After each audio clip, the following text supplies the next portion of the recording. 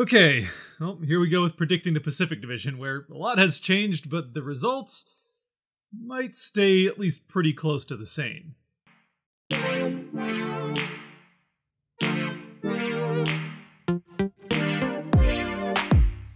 Okay, yes, quick disclaimer, I know that 2 games already happened for one of the teams in this division, but I already made these picks before those 2 games happened, and to be perfectly honest, well, first of all, those 2 games didn't make any difference in how I made my picks, and they actually maybe even cemented the pick of that team that played the games. Anyway, here we go. Now, I say it mostly stays the same, but the team that I have at the top is different from the one that won the division last year. Jumping right into it, that would be the Edmonton Oilers. I have the Oilers here for a couple of reasons. One, they really haven't changed much from the team that just went to the conference finals and did pretty well in the regular season on top of that last year. On top of that, the team that did win the division and that I have in the second spot has a lot more changes, and they're in quite a number of question marks as to how the season will go. But we'll get to the Flames in just a second, and sticking with the Oilers for at least a little bit longer, the main changes here are, of course, in net, where Jack Campbell comes over from Toronto and looks to shore things up a little bit there for the Oilers. That having been said, last season, while he did look like a Vezina candidate at times, he also was one of the worst goaltenders in the league during other stretches. So for the Oilers, they're certainly hoping to get the first one of those 2 and not so much of the second. But with Edmonton goaltending being the way it is, it could be an up and down season there. Either way, though, as we've seen from them, the Leafs, and even the Panthers last year, scoring a lot of points will get you a lot of points in the standings over the course of the regular season. The question then just becomes how far you can get in the playoffs. I think the Oilers managed to get at least somewhere around the 110 mark in points, and again, end up winning the Pacific. In second then, as I've already said, we have the Calgary Flames, the team that probably made the most headlines this season of any team in the entire NHL, losing their 2 best players in Gaudreau and Tkachuk, one via free agency and the other via trade, but then acquiring 3 pretty good players as well, 2 coming from Florida in that Tkachuk trade in Huberdeau and Weegar, and then the 3rd coming in free agency in Kadri. For the Flames, there's a lot of questions as to how those exits could hurt the team and how the new guys coming in could help them still be as competitive as they have been in the last couple of seasons.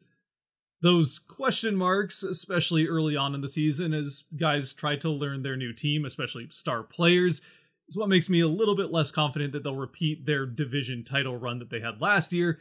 But still, this is probably at least the second best team in the division, and should still score or put up in the standings somewhere around 100 points, and could definitely challenge for that division title. Of course, for the Flames, though, they'll certainly be hoping that they can make it farther in the playoffs than they did last year, which, yes, I do think it's fairly safe to say they'll be making the playoffs, especially in this still pretty weak Pacific division. Even still, they'll definitely be hoping to wash out that bad taste from last season, of losing in Game 7 to their rivals from up north.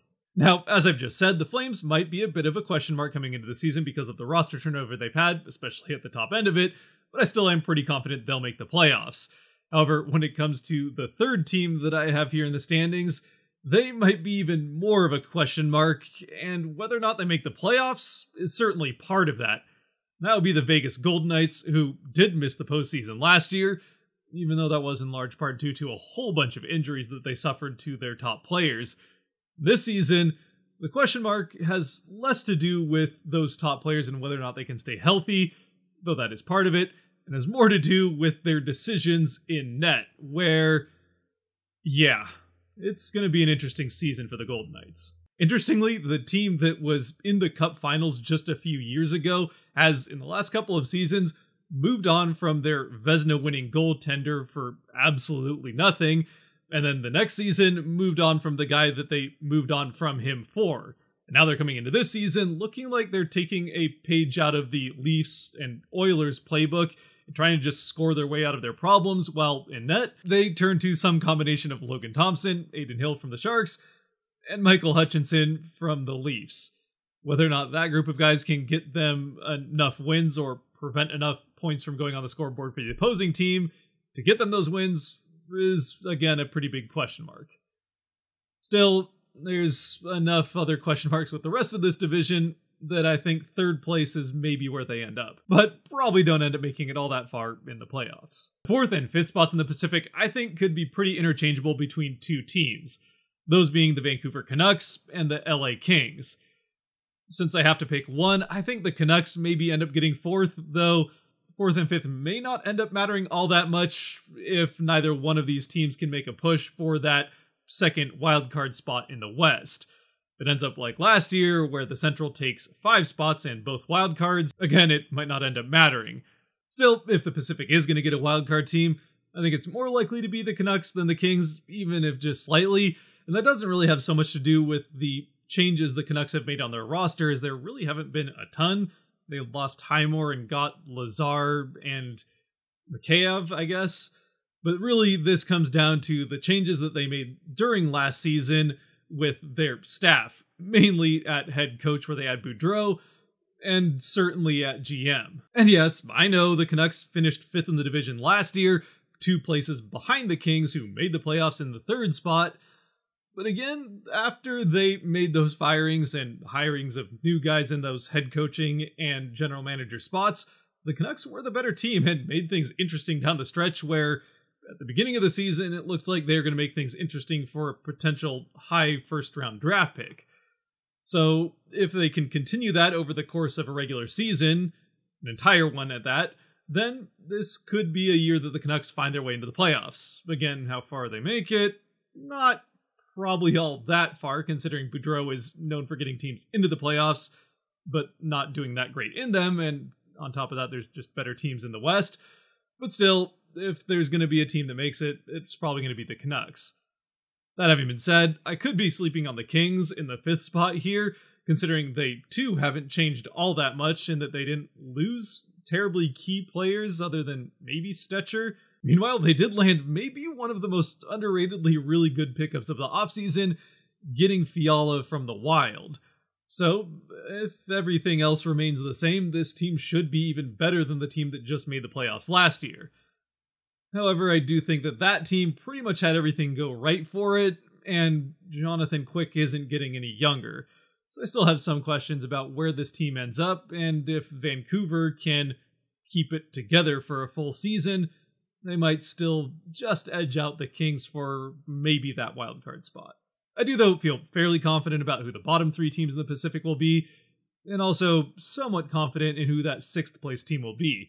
That would be the Anaheim Ducks. It's a team that did overachieve last season, but it overachieved because of its young talent. So with another season and more exciting plays from Zegras, this is definitely a team that, while I don't think they'll be challenging for a playoff spot, could still win some pretty exciting games here and there, and again, find themselves maybe biting the heels of either Vancouver or the Kings for that 5th spot. But again, probably finish 6th. Of course, the big difference maker here for the Ducks and how their season goes, and maybe the most interesting player to watch on their team, outside of course, Zegras, would be Klingberg with that 1-year deal and what he's able to do since coming over from the Stars. I still don't think it's enough to make the Ducks into the playoffs, but again, we'll see what happens. And in the 7th spot, well below where I had them in my predictions last year, this is where the Seattle Kraken come in. And because this is largely Seattle Kraken channel, we'll spend a little bit more time here.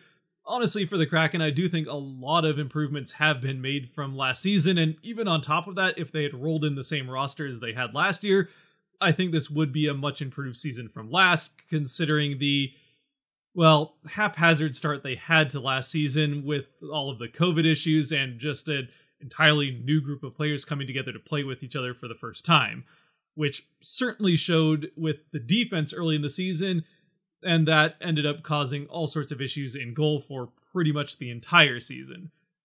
If the Kraken can get better goaltending this year, which again I think would be hard not to have even with, well, Grubauer still starting and now Jones and Net as the backup, until of course they can get Drieger back late in the season, this should be a better year for the Kraken in net, if nothing else. And then on the forward end, they've made some big improvements there, where scoring was probably the second biggest issue. Of course, there's Beniers and Wright, who are going to make the headlines. Beniers, the Calder favorite coming into the season, and if preseason and practice is any indication, there's good reason for him having that acclaim. But even outside of having two of the most exciting rookies in the NHL this season, they've also added Burakovsky and Bjorkstrand to add to that forward group that was already pretty deep last season, even if the top end leaves something to be desired. So a team that didn't score all that well last season should certainly be, if nothing else, improved this season. Meanwhile, on the defensive end, they also add Schultz, while largely as a team really not losing anything since the trade deadline. Again, outside of Drieger, who they lost to injury during the Worlds tournament and won't be getting back until probably March at the earliest. And besides, worst case scenario for the Kraken, they end up sucking again, getting Nathan the division and a high round draft pick, and then they just wait for other teams to overthink the draft and end up with the best player in it for the third year in a row. What could possibly go wrong? Realistically, though, again, for a team that just had a 60-point season, the additions they've made on top of really not losing much of anything, I think ends up landing them in somewhere probably in the high 70s to maybe even low 80s in points, which again is a pretty big improvement from last year. The ceiling for the Kraken, if everything goes absolutely perfectly for them, is maybe 5th in the division with somewhere in the low 90s in points. Of course, if they are going to get 5th in the division, on top of everything going right for the Kraken, like goaltending doing a 180, Beniers winning the Calder, and Wright also challenging Beniers for that Calder, they're also probably going to need a couple of the teams above them there to have complete collapses, which I suppose is possible from Vancouver and certainly from Vegas. The Kings, I don't know that their floor is terribly low, but still there are some teams there that could have rough seasons and maybe the Kraken jump them if, again, everything goes perfectly. Still, 7th seems like the most likely spot, and of course the floor is still possibly 8th. To get to that floor of 8th, though, they're going to have to find a way to do worse than the team that I certainly think is most likely of any to end up as the worst team in the division, that being the San Jose Sharks, who, to be fair, did make more additions than subtractions. However, they subtracted their starting goaltender from last year, not that they got very far with him, but still, this is not a team, in spite of what their front office might say, that I think is really looking to challenge for much of anything other than a high first round draft pick. Okay, sure, I guess Kaapo Kakkonen is a pretty good replacement for Hill and net, if not maybe even better, and yeah, they still do have the same top end, at least on the forward end anyway, of Hurdle, Couture, and Meyer, although Couture's not getting any younger. But of course, losing Brett Burns isn't going to help on top of the dead cap that goes with him. And still, even though this isn't a franchise that's used to missing the playoffs, I think it's something they might have to get used to for a few more years to come, as whether or not they like it, the rebuild is upon them. So then, real quick, one more time from top to bottom, I have the Edmonton Oilers winning the division in spite of their continued defensive and goaltending questions, though that doesn't really seem to matter all that much in the regular season as long as you can score enough goals, which they certainly can. In second, the Calgary Flames, really only because of the question marks with all the turnover at the top end of their lineup. And third, the Vegas Golden Knights with even more questions, especially in net. And then fourth and fifth, somewhat interchangeable. I have Vancouver over the LA Kings, but I could be convinced to go the other way around there. In sixth, the Anaheim Ducks. I feel somewhat good about that one, though there's a chance if everything goes well that the 7th place team in the Seattle Kraken could end up jumping them, and maybe even one other team if Beniers goes absolute carry mode and obviously wins the Calder. And then in 8th, yeah, that's where the Sharks are going to land. But hey, if you disagree with really any of my picks, please feel free to let me know down in the comment section below where you would rank the teams of the Pacific Division, or maybe just your favorite team if you don't like where I put them. I really doubt that too many people will agree completely with all these picks, so I'd love to see what you guys think. Now, before we close things out, because I didn't get to it at the end of last season, we're going to do some quick accountability for my picks last year, since that seems somewhat relevant to making picks for this season. I'm also going to go with a little bit of a weird scoring system here, just to make it fun year over year, starting with 4 points. So 4 points if I get a team perfectly right for where they finished the season, and then minus 1 point for every spot different that they finished in the eventual standings. So that's a possible score if I got the complete division absolutely right of 32, where if everything goes as wrong as possible, it could be as low as 2 points. And for the Pacific Division, well, let's just say there's one team that I thought a little bit more of going into last season than how they actually finished. And it's, unfortunately, the team that I know the most about. But anyway, at first I had the Vegas Golden Knights. I don't think anybody could have predicted the amount of injuries that they would go through. or the fact that, well, their goaltending really left something to be desired. Actually, that we probably could have figured since they gave up a Vezina winner, but still. Vegas first, they ended up finishing in 4th, so I only get 1 point for that because they finished 3 points lower. Edmonton did actually end up finishing 2nd, so perfect 4 points there. Seattle I had in 3rd. They finished 8th, so I end up losing a point there after they fall 5 spots to that 8th spot. In Calgary ends up winning the division. I had them 4th, so only 1 point there, losing 3 points because they jumped 3 spots. Vancouver, I again got that one right at least, so 4 points there because Vancouver finished 5th, although they got there in a different way than I thought they would. Still, they end up 5th, sorry. LA Kings, I had them finishing then 6th. They obviously finished 3rd, so pretty wrong. Still managed to squeak a point out because it's only 3 place difference. I had the San Jose Sharks in 7th. I get 3 points there because they managed to finish 6th. And the Anaheim Ducks I had correctly below the Sharks at the bottom of the division, but because the Kraken finished in 8th, both the Sharks and Ducks jumped them, and I only get 3 points for both of those teams. So again, last season I had Vegas, Edmonton, Seattle, Calgary, Vancouver, Kings, Sharks, and then the Ducks, where in reality it was Calgary, Edmonton, Kings, Vegas, Vancouver, again getting both Edmonton and Vancouver right, and then Sharks, Ducks, and Kraken in 8th. Still, they got Shane right out of it, so at least there's that. With that having been said, if you have made it to this point in the video, thank you very much for watching. If you did like or enjoy it, there are buttons for that kind of stuff down below that help support the channel, so I'd appreciate you using that. And until next time, stay safe out there, be good to each other, God bless, and go Kraken.